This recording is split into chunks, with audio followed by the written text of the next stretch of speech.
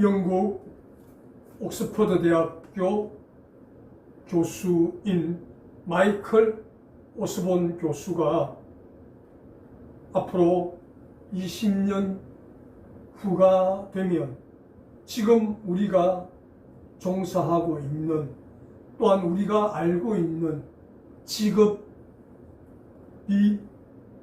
47%가 사라질 것이다, 그렇게 예측을 했습니다. 이것이 20년 후에 한꺼번에 사라지는 것이 아니라 지금부터 그렇게 조금씩 사라지기 시작해서 2040년이 되면 우리가 알고 있는, 우리가 몸담고 있는 직업 가운데서 절반 가까운 47%가 사라지게 될 것이라는 것입니다. 그래서 이러한 직업이 없어지는 가운데 사람들이 이 변화를 제대로 따라가지 못하고 적응하지 못해서 많은 사람들이 사업의 부도를 경험하고 직장을 잃고 그렇게 힘들게 살아가고 있는 것이 오늘 우리들 현실의 모습입니다. 이 시대의 최고의 석학이라고 불렸던 고 이어령 교수가 그의 저서를 통해서 이 혼돈의 시대에, 이 어려운 시대에 우리가 어떻게 살아갈 것인가 하는 해답을 제시한 내용이 있습니다. 작지만 바람개비처럼 우리가 할 수 있는 작은 동력을 가지는 것이 중요하다. 이 동력은 바로 우리의 생각이다. 이 생각은 어느 누구의 통제를 받지 않아도 내가 마음대로 생각할 수 있는 것이다. 그래서 이 생각은 좋은 생각을 할 수도 있고 나쁜 생각을 할 수도 있다.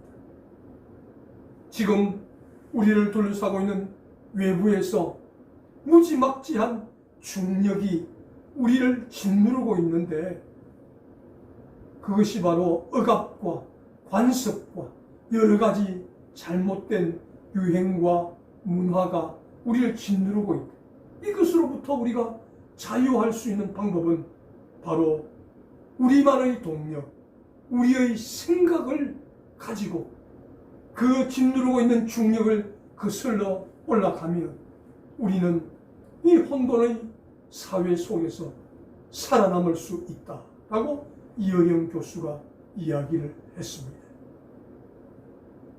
그래서 우리가 살아가고 있는 이 세상이 참으로 무섭고 빠르게 변화하고 혼돈의 시대를 살고 있는 것처럼 오늘 우리가 읽으신 이 본문의 말씀에도 이러한 혼돈의 시대를 살고 있음이 소개되고 있습니다.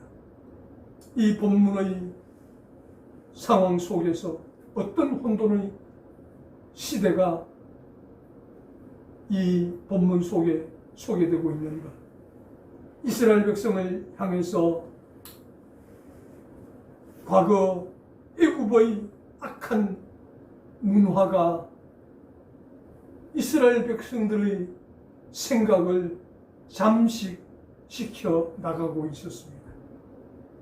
그리고 하나님께서 약속하신 가나안 땅에 들어갔지만 이스라엘 백성들이 제대로 순종하지 못하여 가나안 7 족속을 다 진멸하지 못하는 관계로 말미암아 그 가나안 7 족속들이 섬겼던 악한 이방 우상 문화가 이스라엘 백성을 잠식하고 있습니다.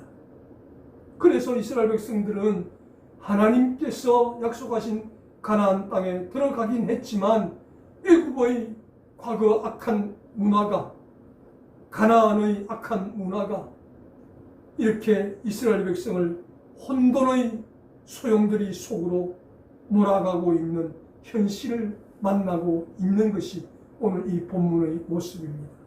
여기에다가 설상가상 이제 여호수아가 나이가 많아서 하나님의 부르심을 받게 되기 직전의 상황입니다.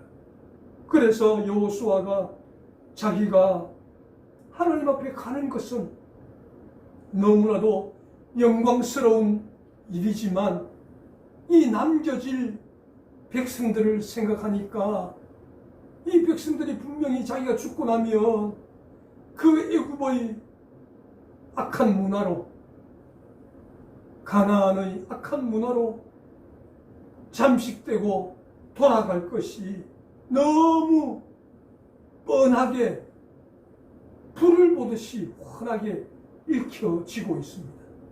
그래서 이 백성들에게 내가 어떤 당부를 하고 하나님 앞에 가야 할 것인가 생각하다가 오늘 이 본문을 통해서 이스라엘 백성들에게 당부를 하는 내용이 소개가 되어집니다.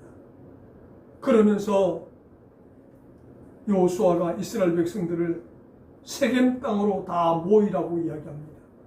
이 세겜 땅은 아브람과 이삭, 야곱 등이 묻혀있는, 자기 조상들이 묻혀있는 땅이기 때문에 그 조상들의 훌륭한 정신 앞에서 이 백성들을 모아놓고 이야기합니다.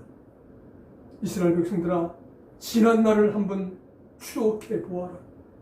하나님께서 우리 조상 아브라함을 홀로 불러내셔서 적과 꿀이라는 가나안 땅을 약속하셨는데 그 약속의 주인공으로 나와 너희들을 삼아서 이곳에 들어오게 하셨다. 그 전에 애굽의 430년 종살이 속에서 우리를 구원해내시고 그리고 가나안 땅으로 오기까지 40년의 예정 속에서도 하나님은 우리를 지켜내시고 이 가나안에 들어왔어도 이 막강한 가나안 7족속들을 다 이기게 하시고 오늘 우리를 정착하게 하셨다. 이런 하나님의 은혜를 기억한다면 어찌 우리가 하나님을 배반할 수 있겠느냐. 그래서 나는 너희 앞에 선포한다. 너희가 애굽의 신들을 섬기든지 가나안 땅의 신을 섬기든지 상관없이 나는 오직 나와 내 집만큼은 여호와만을 섬길 것이다 라고 선포합니다. 그래서 이 이스라엘 백성들이 여호수아 지도자님, 우리도 당신과 함께 하나님만을 섬기겠습니다 약속을 합니다. 내심으로는 기뻤지만 이스라엘 백성들에게 겉으로는 표현하지 않고 무뚝뚝하게 대합니다. 내가 그것을 어떻게 믿느냐? 너희들 하나님 섬긴다 해놓고 또 애굽으로 갈 것이고 가나안으로 갈 것 아닙니까? 아닙니다.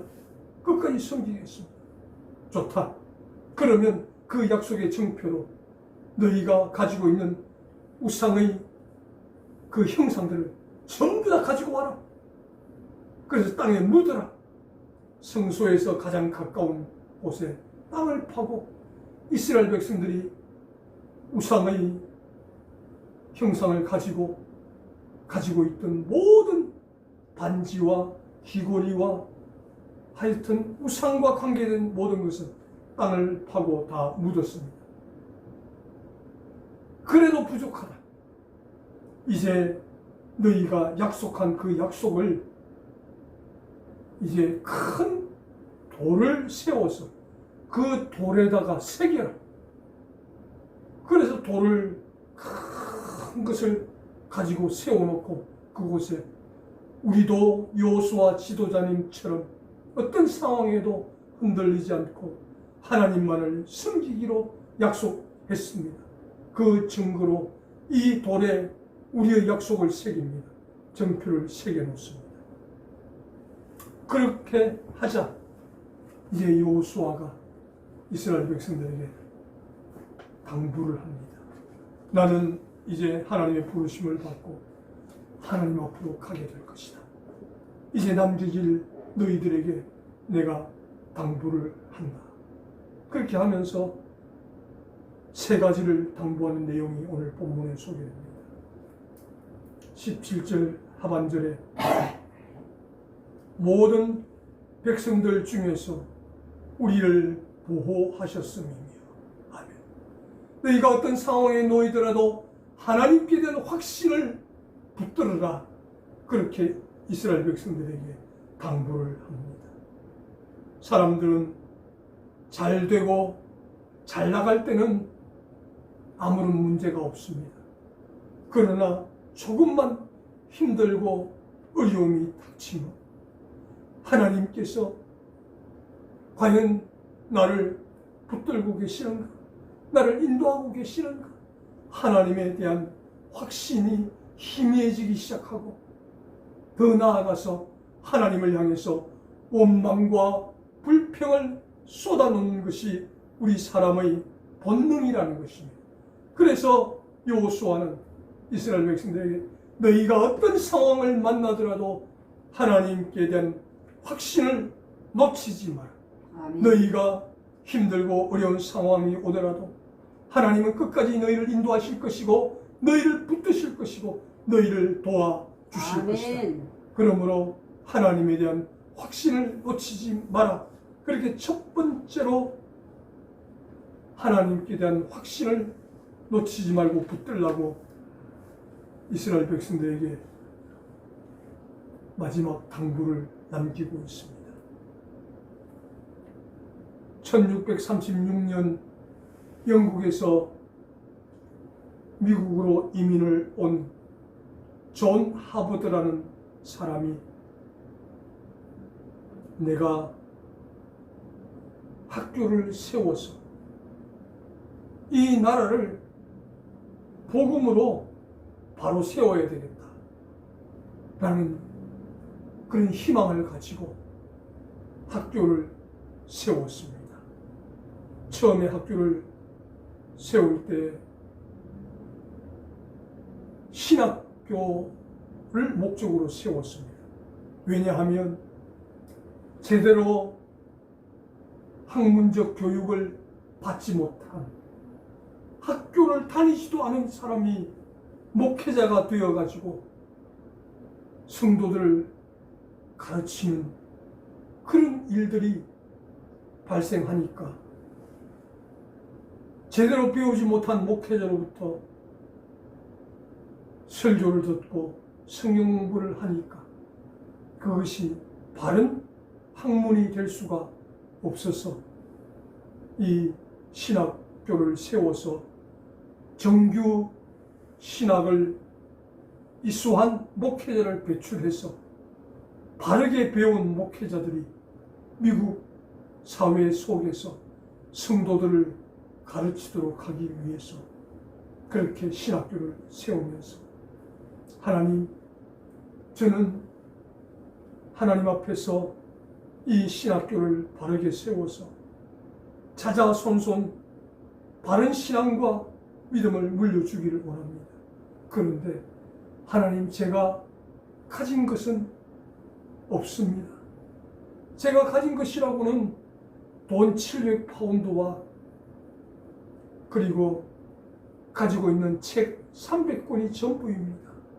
그러나 하나님, 제가 하나님 영광을 위해서 일을 하고자 하오니 하나님 저를 도와주십시오. 그렇게 하나님에 대한 확신을 가지고 이 대학을 세웠습니다. 그리고 대학을 세우고 난 지 1년 6개월 만에 이 존 하버드 씨는 하나님의 부르심을 받아 천국으로 갔습니다.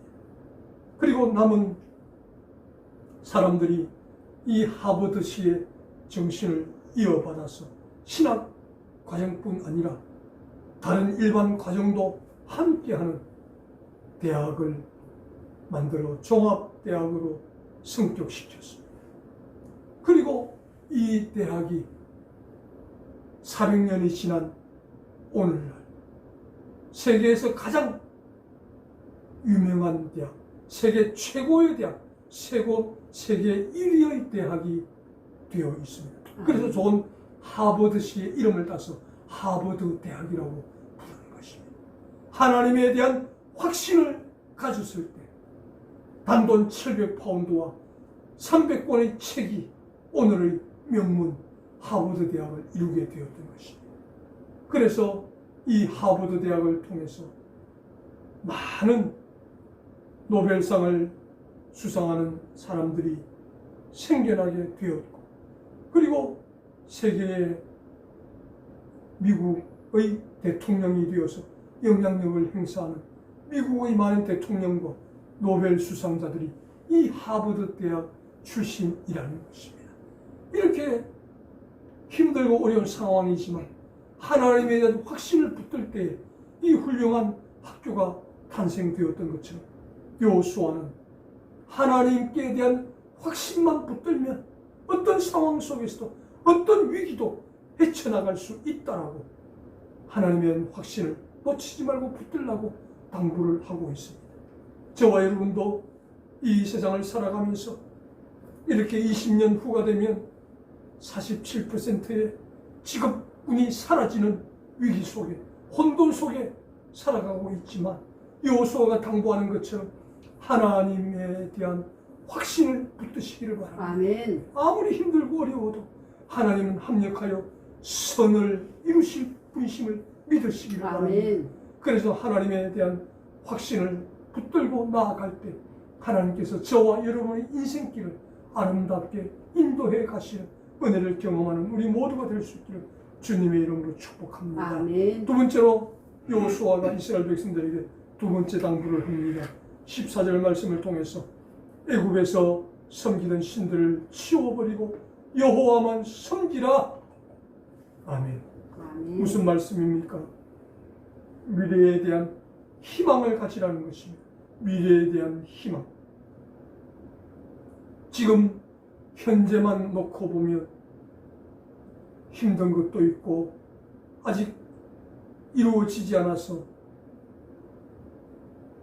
내가 믿을 수 없는 것도 있지만, 그러나 미래에 대한 희망을 가지는데 그 미래에 대한 희망이 무엇이냐? 오직 하나님만 섬기는 것이다. 하나님만이 유일한 희망이다. 하나님만이 유일한 우리의 대안이다. 아멘. 라고 그렇게 이스라엘 백성들에게 당부하면서 미래에 대한 우리의 희망, 하나님을 놓치지 말고 하나님을 붙들라, 그렇게 소개를 하고 있습니다. 이렇게 미래에 대한 희망은 하나님이시라는 것입니다. 그리스 신화에 나오는 이야기입니다. 세계 최초의 여자의 이름이 판도라입니다. 판도라가 이 그리스 신화에서는 세계 최초로 여자로 불렸던 사람인데, 이 판도라에게는 이상한 상자 하나가 있었습니다. 그런데 이 상자는 열어서는 안 됩니다. 왜냐하면 이 상자를 여는 순간 그 상자 속에 있는 불행과 염려와 근심과 걱정이 온 세상을 퍼져나가서 사람들의 생각을 지배할 것이기 때문에 이 상자는 절대 열어서는 안 되는데, 이 판도라라는 여인이 호기심이 너무 많아서 열지 말아야 할 이 상자를 열었다는 것입니다. 그래서 우리는 판도라의 상자, 판도라의 상자, 그렇게 이야기를 합니다. 그랬더니 그 상자 속에 있던 불행과 염려와 근심과 걱정이 온 세상으로 퍼져나가서 사람들을 불행하게 만들고, 사람들로 하여금 걱정하게 만들고, 근심하게 만들고, 염려하게 만드는 일로 가득 차게 되었다는 것입니다. 이제 세상은 근심과 걱정과 불행으로 가득 찬 세상이 되어버리고 말았습니다. 아무런 소망이 없는 것 같았습니다. 그런데 이 상자 안에 또 다른 조그마한 상자가 하나 있습니다. 이 상자의 표면에, 표지에 희망이라고 적혀 있습니다. 그래서 비록 판도라의 상자를 열어서 불행이 세상을 지배하고 염려와 근심과 걱정이 온 세상 사람을 지배하고 있는 상황이지만, 그런 중에라도 이 희망이라는 상자를 열면 이 희망이 온 세상으로 퍼져나가서 그 희망을 붙들고 불행을 이겨낼 수 있고 근심과 염려와 걱정을 이겨낼 수 있다는 거죠. 아멘. 그래서 이 희망을 열었더니 혼돈된 사회 속에서 불행과 근심과 걱정을 이길 수 있는 힘이 이 희망을 통해서 이루어졌다.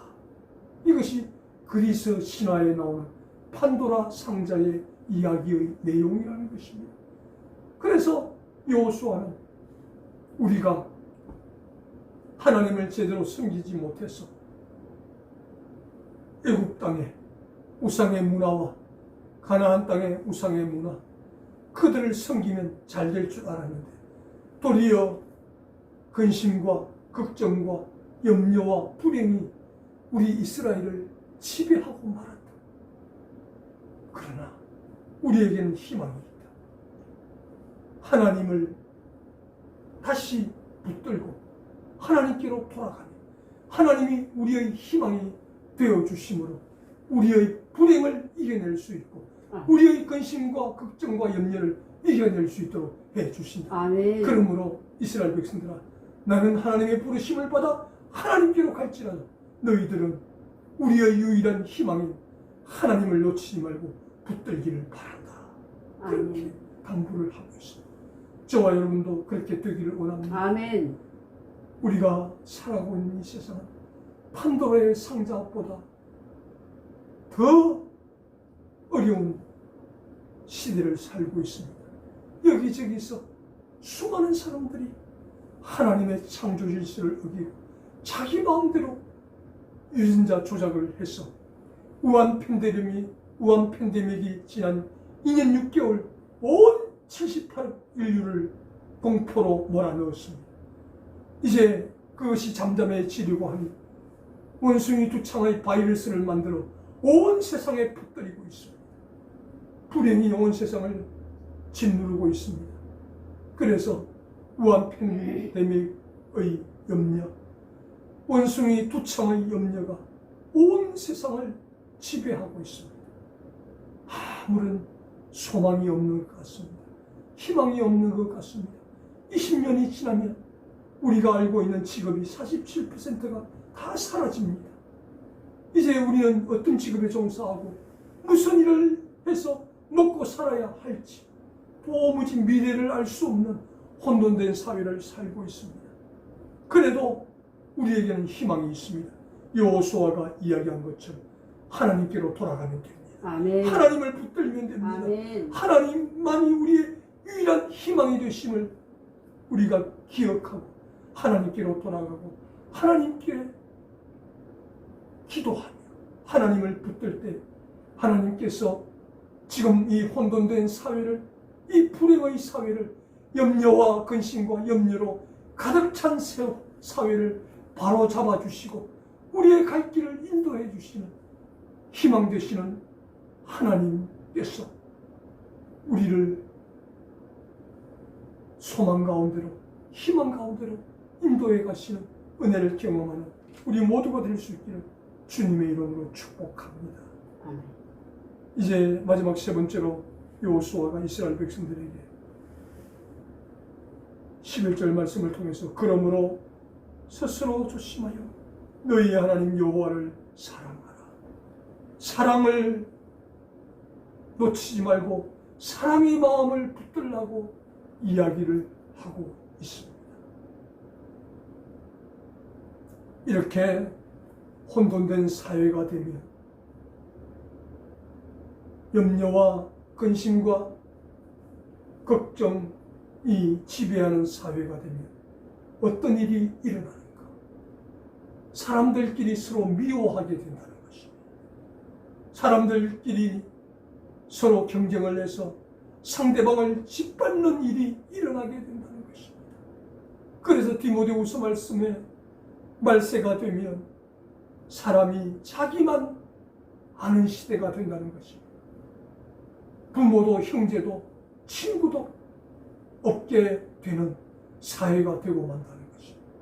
이러한 때에 여호수아는 사랑의 마음을 가져야만 우리가 이 혼돈된 사회를, 염려와 근심과 걱정으로 가득 찬 사회를 이겨낼 수 있다는 것입니다. 서로 사랑할 때 손에 손잡고 한 마음 한 뜻이 되어 이겨나갈 수 있는데, 사단은 자꾸 우리로 하여금 미워하게 만들고 분열하게 만들어서 이 혼돈된 사회를 이겨내지 못하도록 염려와 걱정과 근심으로 가득 찬 사회를 이겨내지 못하고 도리어 그 불행을 통해서, 그 염려를 통해서 지배를 당하도록 하는 것이 사단의 전략이라는 것입니다.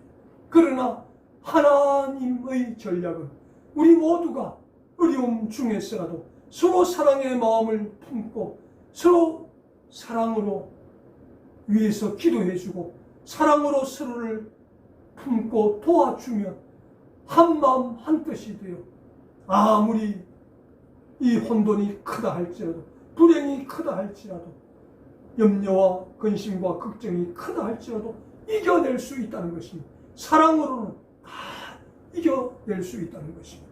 그래서 고린도전서 13장 13절 말씀에 세상에서 소망도 있고 그 모든 것이 제일인 것 같지만 사랑이 제일이다. 사랑은 언제까지나 함께하고 없어지지 아니한다. 사랑은 이 땅에서도 없어지지 않고 사랑은 천국에 가서도 없어지지 않는다. 이 사랑을 너희가 붙들어야 한다 라고 바울 사도가 고린도전서 13장 13절을 통해서 우리에게 교훈을 들려주고 있다 하는 사실. 그래서 우리 모두는 이 힘들고 어려운 세상 속에서 살아갈지라도 여호수아가 이야기하는 것처럼 사랑의 마음을 품을 수 있어야 합니다. 오래전에 덴마크가 독일과 전쟁을 해서 패전을 하게 됩니다. 그래서 배상금을 물어주고도 모자라서 비옥한 덴마크의 모든 땅은 독일에게 다 넘겨주어야 했습니다. 이제 남은 땅은 스칸디나비아, 얼어붙은 땅, 돌밭, 쓸모없는 땅만 남게 됩니다. 이때 덴마크 국민들은 서로가 서로를 미워하고 이제 우리 덴마크는 망했다. 우리 덴마크는 희망이 없다. 그렇게 주저앉아 있을 때 그룬트비 목사님이 분연히 일어납니다. 사랑하는 덴마크 국민이여, 우리가 지금 희망을 잃고 앉아 있을 때가 아닙니다. 서로 미워하며 분열할 때가 아닙니다. 이제 우리가 일어나서 이 돌짝밭을 가꾸면 이곳이 낙원이 될 것입니다. 사랑하는 덴마크 국민 여러분, 이제 우리 모두 하나님을 사랑합시다. 아멘. 이웃을 사랑합시다. 아멘. 이 땅을 사랑합시다. 아멘. 그렇게 해서 그룬트비 목사님의 지도하에 이 덴마크 국민들이 분열과 미워하는 자리에서 일어나서 그 척박한 땅을 곡괭이로 일구기 시작을 합니다. 그래서 지금 2022년 현재 덴마크는 비옥한 옥토의 땅이 되었습니다. 그리고 전 세계 78억 인구가 건강을 생각하며 유산균을 먹고 있는데 최고 뛰어난 유산균이 바로 이 덴마크에서 생산된 유산균을 거의 모두가 다 먹고 있습니다. 어떻게 할 때? 하나님을 사랑할 때, 이웃을 사랑할 때, 땅을 사랑할 때, 그룬트비 목사님의 지도를 따라서 이 백성들이 사랑을 회복할 때 이 놀라운 일이 일어났다는 것입니다. 그래서 이 사랑 앞에는 모든 것이 녹아내리고 모든 것이 무너져 내리고 모든 것이 일치와 하나로 될 수 있기 때문에 사랑의 마음을 가지라고, 사랑의 마음을 놓치지 말라고 여호수아가 신신당부를 하고 있는 것입니다. 여러분, 우리도 마찬가지입니다. 지금 사회가 어렵다 보니까 서로가 서로를 미워합니다. 모든 것을 다른 사람의 탓으로 돌리고 있습니다. 분열하고 있습니다. 나누어지고 있습니다. 박수를 치는 존재가 있습니다. 사단입니다. 잘하고 있다고 박수를 칩니다. 그러나 하나님은 아니라고 말씀합니다. 분열하는 자리에서 하나 되는 자리로, 미워하는 자리에서 사랑하는 자리로 돌아오라고 이야기합니다. 아멘. 그래서 우리 모두 이 분열된 사회 속에서, 미워하는 사회 속에서, 혼돈된 사회 속에서 하나님을 사랑하고 이웃을 사랑하는 이 사랑의 마음을 회복함으로 말미암아 하나님께서 우리에게 주시고자 하는 그런 놀라운 회복을 경험할 수 있게 되기를 주님의 이름으로 축복합니다. 아멘. 사랑하는 성도님들, 제가 설교 초도에 말씀드린 것처럼 이제 20년 후가 되면 47%의 직업군이 사라지는 혼돈의 시대를 우리가 살고 있습니다. 이 혼돈의 시대를 살다 보니 사람들이 서로 미워하고 분열하고 나뉘어지고 있습니다. 이러한 때에 우리 그리스도인들이 그룬트비 목사님처럼 나서야 할 때입니다. 우리 모두 하나님을 사랑하고 이웃을 사랑하자 라고 외칠 수 있는 우리 모두가 될 수 있기를 바랍니다. 아멘. 그래서 하나님께 대한 확신을 가지고 내일에 대한 유일한 희망은 오직 하나님이심을 기억하고 하나님과 이웃과 민족을 사랑하는 마음을 가질 때 이 혼돈된 대한민국, 분열된 대한민국, 상처로 얼룩진 이 대한민국 하나로 치유하고 사랑으로 하나로 만들어가고 저와 여러분도 회복되는 그런 놀라운 은혜를 경험하는 우리 모두가 될 수 있기를 주님의 이름으로 축원합니다. 아멘. 사랑하시는 하나님 아버지, 감사합니다. 오늘 여호수아 24장 말씀을 통해서 분열되고 혼돈되고 가나안의 문화와 이집트의 문화에 잠식되어 있는 이스라엘 백성들에게 여호수아가 죽기 전 마지막 당부를 하고 있습니다. 어떤 경우에도 하나님에 대한 확신을 놓치지 말자. 내일의 유일한 희망은 우리 하나님이심을 기억하자. 아멘. 하나님을 사랑하고 이웃을 사랑하고 민족을 사랑하는 우리 모두가 되자. 아멘. 이 세 가지를 당부하고 있습니다.